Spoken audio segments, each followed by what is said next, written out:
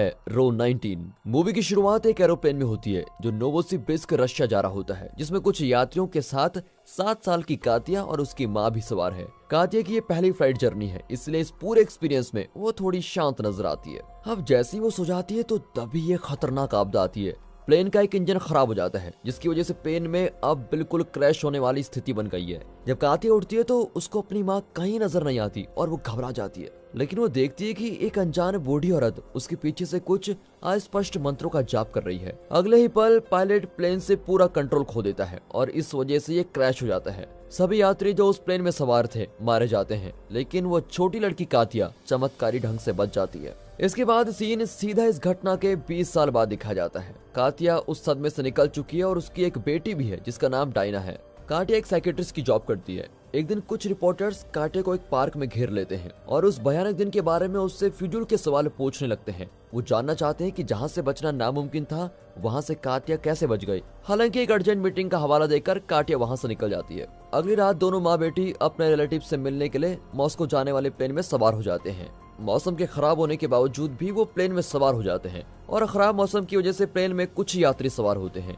इसी दौरान काटिया का एलेक्सी नाम के एक हैंडसम जवान लड़के के साथ परिचय होता है। वो उसके सामान रखने में मदद करता है और सामने बैठ जाता है। अब प्लेन के टेक ऑफ की तैयारियां चल रही होती है और काटिया उस अजनबी के साथ खुलने लगती है, लेकिन तभी उसको अपने पीछे एक हंगामा सुनाई देता है। वहाँ पर एक बूढ़ी औरत इस मौसम में ये यात्रा नहीं करना चाहती, इसलिए वो फ्लाइट अटेंडेंट से उसको जाने देने को कहती है, जबकि उसका हस्बैंड उसको रोक रहा होता है। अब काटिया एक साइकियाट्रिस्ट होने की वजह से तुरंत एक्शन में आ जाती है और उस बूढ़ी औरत को शांत करती है। फिर अपनी सीट पर जाने से पहले वो उस बूढ़ी औरत को तनाव दूर करने के लिए कुछ पिल्स भी देती है।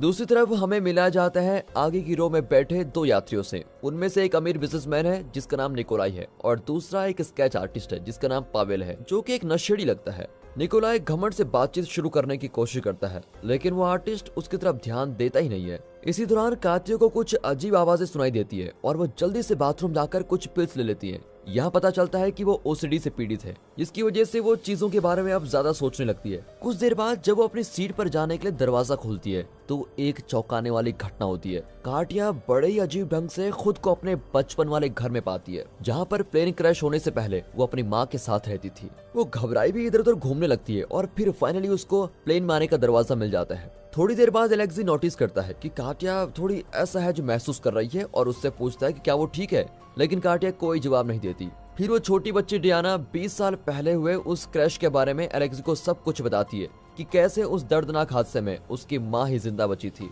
प्रेजेंट में काटिया ऐसा दिखाती है जैसे कि उसको फ्लाइट में कोई डर नहीं लगता, लेकिन अंदर ही अंदर उसको बहुत डर लग रहा होता है और वो परेशान भी है। ये सब कुछ सुनकर एलेक्सी थोड़ा हैरान हो जाता है। अगले सीन में प्लेन टेक ऑफ होता है और काटिया किसी तरह शांत हो जाती है। उसके बाद वो एलेक्सी से बातचीत करना चालू कर देती है, जहां एलेक्सी उसको बताता है कि वो एक वॉर रिपोर्टर है। वो दुनिया के लगभग सभी वॉर जोन की यात्रा कर चुका है। बदले में काटिया भी उसको अपने साइकियाट्रिस्ट वाले जॉब के बारे में सब कुछ बताती है। कुछ घंटों के बाद सभी सो जाते हैं और काटिया को एक सपना आता है जिसमें वो छोटी बच्ची होती है, वो और उसकी माँ अपने दिन के बारे में बात कर रही होती है। तभी काटिया नोटिस करती है कि उसकी माँ का चेहरा चोटों से घायल हो रखा है।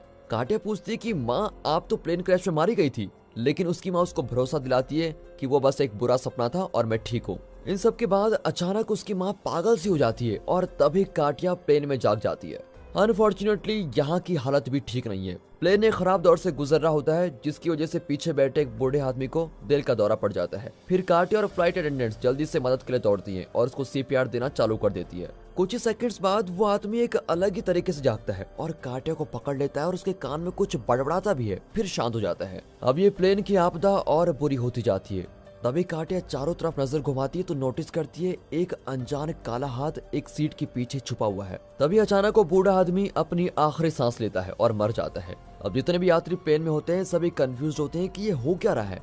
सभी फिर अपनी सीट पर जाने पर मजबूर हो जाते हैं। अब शरीर में ऑक्सीजन की कमी की वजह से काटिया धीरे धीरे बेहोश होने लगती है। फिर जैसे ही वो जागती है तो सब कुछ नॉर्मल हो जाता है। काटिया तुरंत एलेक्सी के पास जाती है और उसे बताती है कि वो बूढ़ा आदमी वही शब्द उसके कान में बोल रहा था जो कि 20 साल पहले उस तबाह हुई फ्लाइट में उस बूढ़ी औरत ने उसके कान में बोले थे जब वो छोटी बच्ची थी। इसका मतलब उस औरत ने उसे मरने का श्राप दिया था और उसी वजह से ये सब कुछ हो रहा है। हालांकि एलेक्सी इन सब बातों को नहीं मानता। वो उसे बोलता है कि ये सब कुछ तुम्हें तुम्हारी दवाई लेने की वजह से ही हो रहा है, तुम उन दवाइयों को छोड़ दो। कुछ देर बाद फ्लाइट अटेंडेंट उस बूढ़े आदमी की बॉडी को प्लेन के आगे की तरफ लेके जाते हैं और उसको ढक देते हैं। इन सब से काटिया को और ज्यादा शक होता है कि इतना सब कुछ होने के बावजूद कैप्टन ने अभी तक घोषणा क्यों नहीं की। और तभी एक और चौंकाने वाली चीज होती है, काटिया के पैर पर जो 20 साल पुराना घाव था वो निशान मिट चुका होता है। इसी दौरान छोटी डायना प्लेन की एक ड्राइंग बनाती है जहाँ पर वो और उसकी माँ पीछे की सीट पर बैठे हुए हैं। फिर वो काटिया से सीट बदलने की रिक्वेस्ट करती है, लेकिन काटिया मना कर देती है। इस पूरे टाइम एक अजीब काला साया प्लेन की चारों तरफ दिखाई देता रहता है। मौसम के लगातार खराब होने की वजह से फ्लाइट अटेंडेंट घोषणा करती है। वो बताती है कि प्लेन नोवोसिबिर्स्क में इमरजेंसी लैंडिंग करेगा, जहां 20 साल पहले काटिया जा रही थी जिस समय वो प्लेन क्रैश हुआ था। इसी दौरान अमीर बिजनेसमैन निकोलाई के जूतों पर एक अजीब लिक्विड गिरने लगता है और वो बड़ा ही गुस्सा हो जाता है कि हो क्या रहा है। फिर वो स्मोकिंग करके खुद को शांत करने की कोशिश करता है, लेकिन जैसे ही वो लाइटर जलाता है वो अजीब सा लिक्विड पूरी आग पकड़ लेता है और उसको लपटों में घेर लेता है। काटिया और बाकी यात्री तुरंत उसकी हेल्प करने आते हैं, लेकिन जब तक कि वे आग को बुझाते निकोलाई पूरी तरह 3rd डिग्री जल चुका होता है। जब फ्लाइट अटेंडेंट्स उसको फर्स्ट एड देने की कोशिश करते हैं तभी काटिया का ध्यान अपनी बेटी की तरफ जाता है, लेकिन पहले की तरह उसे सिर्फ वही अजीब सा काला साया उन सीटों के पीछे नजर आता है। तभी अचानक काटिया को एक और सपना आता है जहां वो 24 घंटे पहले पहुंच जाती है। वो और उसकी बेटी अपनी मॉस्को जाने वाली फ्लाइट के बारे में डिस्कस कर रहे होते हैं। छोटी डियाना कहती है कि उन्हें नहीं जाना चाहिए, लेकिन काटिया किसी तरह उसको मना लेती है और यहाँ पर उसके पांव पर वो गहरा निशान साफ साफ देखा जा सकता है। उसी रात जब काटिया घर के आसपास घूम रही थी, अचानक उसे अपनी बेटी की चीख सुनाई देती है। डरी हुई काटिया अपने बेडरूम की तरफ भागती है, लेकिन वो बंद होता है। काटिया जल्दी से डोर खोलने की कोशिश करती है और तभी वो अपने सपने से बाहर आ जाती है। अब प्रेजेंट में दिखाते हैं तो डायना भागती भी उसके पास आती है और बताती है कि मम्मी आप कहाँ चले गई थी। और फिर काटिया अपनी लापरवाही के लिए उस छोटी सी बच्ची से माफी मांगती है। तभी वहाँ पर अलेक्सी आता है और निकोलाई को बचाने के लिए काटिया की हेल्प मांगता है। थोड़ी देर बाद वे निकोलाई का इलाज करना शुरू कर देते हैं। उसके सांस लेने वाले अंग बंद हो जाते हैं, इसलिए काटिया ध्यान से उसके सर को ऊपर की तरफ करती है। इससे उसको थोड़ी राहत मिलती है। उसके बाद जब वो अपने हाथ को साफ कर रही होती है तो वो अलेक्सी को बताती है कि मेरा वहम बहुत गंभीर हो गया है, मैं रियलिटी और इमेजिनेशन के बीच बहुत कंफ्यूज हो गई हूँ। यहाँ दिखाते हैं तो पावेल किसी चीज का स्केच बनाने में लगा हुआ है और खुद बड़बड़ा रहा होता है। ऐसी सिचुएशन में उसको इतना बेफिक्र और बेपरवाह देकर काटिया अपना आपा खो देती है और उसे बुरा भला सुनाने लग जाती है। हालांकि तभी अलेक्सी उसको कहता है कि तुम्हारी बेटी तुम्हें देख रही है। फिर वो चुप हो जाती है। अचानक वो जला हुआ आदमी यानी कि निकोलाई कुछ वर्ड बोलते हुए अपने फोन तक पहुंचने की कोशिश करता है। तभी पावेल जल्दी से उसका फोन बाहर निकालता है और उसे उसकी फैमिली की फोटो दिखाता है और इसको देखकर निकोलाई अपनी आखिरी सांस लेता है। अब प्लेन में सवार हुए 2 आदमी मर चुके थे।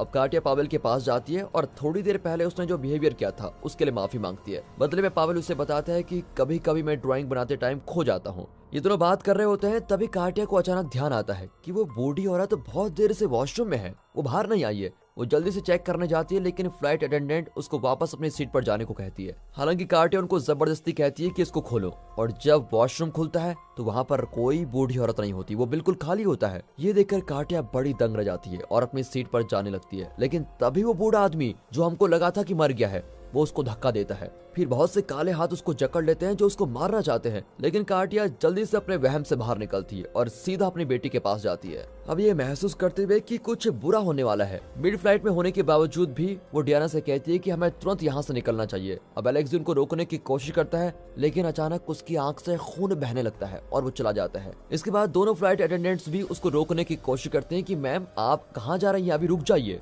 वो दोनों उसको बताती है कि देखिए कुछ ही देर बाद नोवोसिबिर्स्क आने वाला है और हम वहाँ पर लैंड करेंगे, तब तक सबसे सेफेस्ट ऑप्शन यही है कि आप इंतजार करें। और इसी बीच एक फ्लाइट अटेंडेंट पानी की उल्टी करती है जिसकी वजह से उसको भयानक मौत हो जाती है। अब डरी हुई काटिया पावेल के पास जाती है और उसकी स्केच बुक छीन लेती है। जब वो उसे देखती है तो उसे महसूस होता है कि वो उसके सपनों की ड्राइंग बना रहा था और सभी में वो काला साया मौजूद था। जैसे ही वो उसके स्केच में एग्जिट डोर नोटिस करती है तभी पावेल जल जाता है और हवा में कहीं गायब होता है। अब काटिया डियाना के साथ एग्जिट डोर की तरफ जाने लगती है, लेकिन उसी टाइम बची हुई फ्लाइट अटेंडेंट और अलेक्सी उसको रोकने की कोशिश करते हैं। वे उसको कहते हैं कि दरवाजे के दूसरी तरफ कुछ बहुत बुरा है जो आपका इंतजार कर रहा है। ठीक तभी एक इनविजिबल पावर उस फ्लाइट अटेंडेंट को अपनी ओर खींचती है और उसको फर्श पर गिरा देती है, जबकि अलेक्सी के सर से खून बहने लगता है और वो मर जाता है। ये सब देखकर काटिया दरवाजे पर जोर लगाकर मारती है जिससे वो खुल जाए।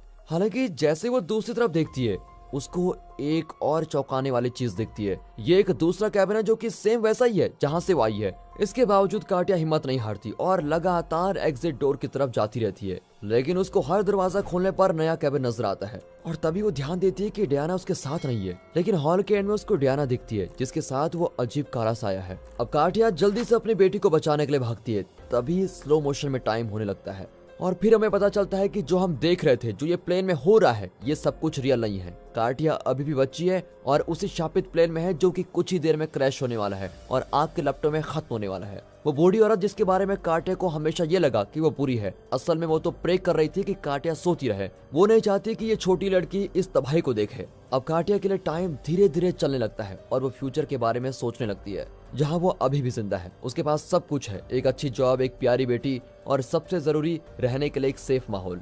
हालांकि प्लेन तेजी से जमीन की तरफ बढ़ रहा होता है। छोटी काटिया उठने की कोशिश करती है क्योंकि वो मरना नहीं चाहती, इसलिए वो बूढ़ी औरत काटिया को छोड़ देती है और अब उसका नसीब उसके हाथ में होता है। इसके बाद बड़ी काटिया आखिरी बाय बोलने के लिए अपनी बेटी के पास जाती है। हक करने के बाद डायना अपनी माँ से अपने चारों तरफ के माहौल को ध्यान से याद करने को बोलती है। इसका मतलब यहाँ अभी भी बचने का रास्ता हो सकता है। ठीक तभी काटिया उन फोटो को याद करती है जिन्हें थोड़ी देर पहले उसकी बेटी ने बनाया था। इसमें दिखता है कि वो दोनों लास्ट रो यानी कि रो 19 में थे। अगले सीन में हमें 20 साल पहले वाले उस शापित प्लेन में ले जाया जाता है। हैरानी की बात तो ये होती है कि वो सभी लोग जिनसे काटिया फ्यूचर में मिलने वाली थी, वो भी इस प्लेन में दिखते हैं। अचानक बूढ़े आदमी को दिल का दौरा पड़ता है तो काटिया की माँ उसको चेकअप करने के लिए जाती है। कुछ देर बाद जब प्लेन क्रैश होने वाला होता है, छोटी काटिया उठती है और रो 19 की तरफ जाने लगती है। रास्ते में वो अपनी माँ और एलेक्सी को भी साथ ले लेती है। एलेक्सी उन्हें रो 19 में बिठाने में मदद करता है, लेकिन इससे पहले कि वो खुद भी बैठता, एक धमाका उसकी जान ले लेता है। जल्द ही प्लेन एक झील में गिरता है और बहुत सारे टुकड़ों में बिखर जाता है। ऐसा लगता है कि कोई भी जिंदा नहीं बचा होगा, लेकिन चमत्कारी ढंग से काटिया और उसकी माँ दोनों जिंदा होती हैं। छोटी लड़की की तेज सोच की वजह से वो दोनों सेफ हैं। सिर्फ रो 19 ही प्लेन में एक ऐसी जगह थी जो तबाह नहीं हुई है। वे खुशी के आंसू रोने लगते हैं और साथ ही भगवान का शुक्र अदा करते हैं कि उनको लाइफ में दूसरा चांस मिल गया है। और इसी के साथ ये मूवी यहाँ पर खत्म होती है।